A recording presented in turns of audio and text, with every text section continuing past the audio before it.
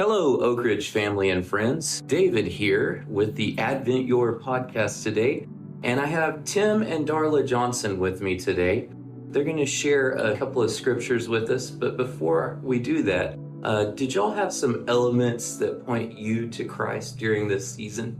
When I think of the Advent theme of love, it reminds me of this one Christmas years and years ago. We were traveling on Christmas evening from Lubbock to Aledo, from Tim's parents to my family's home, and our van broke down. So here we were with 4 little girls on the side of the road outside of Snyder, pretty much the middle of nowhere. And I had the typical adult feelings of irritation and, oh great, what now? And as I looked back and I saw my girls, they had this like terror and fear on their face of, what are we going to do? What are we going to do? Who's going to help us? And a man who owned a wrecking service in a shop there in Snyder came across us, and he offered to tow us to his garage and work on our car on Christmas night. And then he walked me and the girls over to a little cafe where he knew the woman who ran it. And she's like, well, we're closed now, but you know, I have some food left over on the buffet. You and the girls, you can just have it. I'm not going to charge you.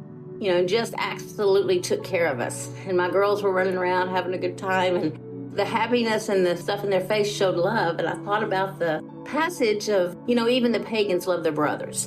But here were a couple of individuals on Christmas night who took us in, took care of us, showed us love. And it was a real blessing. And that weekend, we had really been messing with our kids and aggravating them with the Oak Ridge boys. They didn't like them much. And we got back in the car and we pushed play on the stereo, and it was the Oak Ridge boys singing The Most Inconvenient Christmas. And so we all, of course, looked at each other with this knowing look in our eyes. But we definitely felt love that night. So I was trying to think of stories and traditions and everything that went along with that. And I couldn't help but remember growing up around my dad's house, my mom and dad's house, and our Christmas that we had. And one of the traditions that I never really understood, but we did it every year, was before we got to tear into all the presents, everybody had to sit down and listen to Dad read the poem The Night Before Christmas. And I can remember hating that because it took him so long to read it before we could open our presents. And then after a few years of growing up, I was wondering, why did we read that on Christmas? You know, it really doesn't seem to point to Jesus.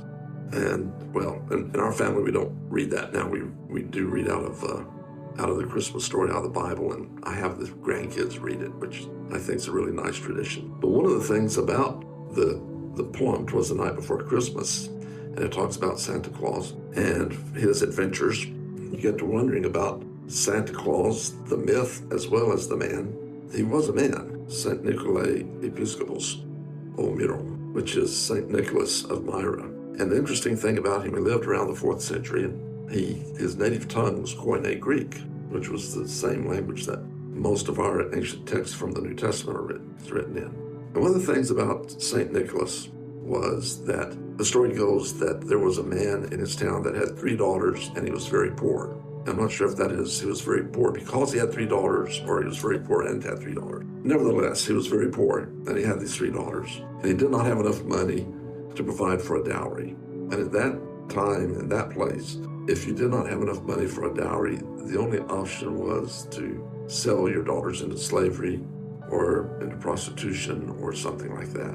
And so the night before the oldest girl was to marry, Nicholas came by and threw a bag of gold through the window to redeem the oldest daughter.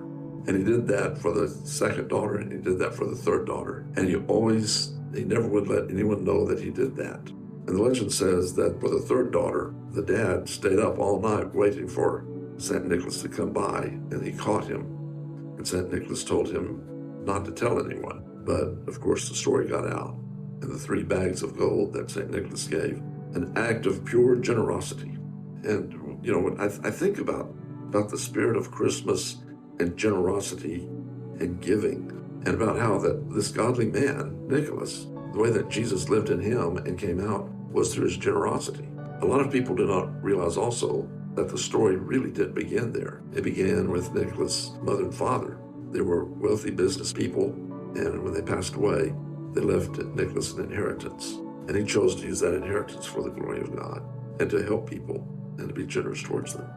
And so I think, I think about this, about how that God was generous towards us. He sent his son, and how that the Spirit that lives in us wants us to be generous, to help people, to show them the love that he has for them, and to do good, like Darla's story about the people that stopped and helped us. They were the spirit of St. Nicholas, I think, as well.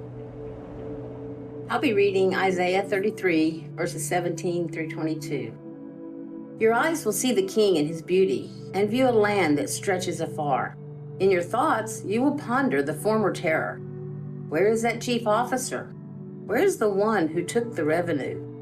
Where is the officer in charge of the towers? You will see those arrogant people no more. People whose speech is obscure, whose language is strange and incomprehensible. Look on Zion, the city of our festivals. Your eyes will see Jerusalem, a peaceful abode, a tent that will not be moved.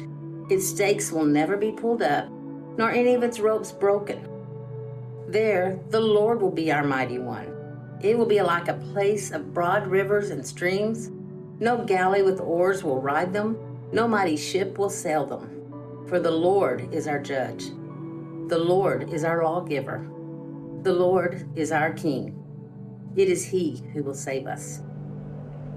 And I'll be reading from Luke 11, verses 46 through 55. And I'll be reading from the First Nations version of the New Testament. And it may sound a little different because it is from various tribal traditions, and it's from Bible scholars that made the translation for the various indigenous tribes here in the United States. And so it will give the names of people as well as the meanings of their names. So, from the First Nations version of the New Testament, Luke 11, 46 through 55. The Song of Bitter Tears. When Bitter Tears, also known as Mary, heard this, she was filled with gladness, and her words flowed out like a song. From deep in my heart, I dance with joy to honor the Great Spirit. Even though I am small and weak, he noticed me. Now I will be looked up to by all. The Mighty One has lifted me up. His name is sacred. He is the Great and Holy One. Her face seemed to shine as she continued. He shows kindness and pity to both children and elders who respect him. His strong arm has brought low the ones who think they are better than others. He counts coup with the arrogant warriors, chiefs, but puts a headdress of honor on the ones with humble hearts. She smiled, looked up to the sky, and shouted for joy. He prepares a great feast for the ones who are hungry, but sends the fat ones home with empty bellies. He has been kind to the tribes of wrestles with Creator of Israel, who walks in his ways, for he has remembered the ancient promises he made to our ancestors, to father of many nations, Abraham and his descendants. When she finished, they both laughed with joy, with hearts full of gladness. They told each other their stories.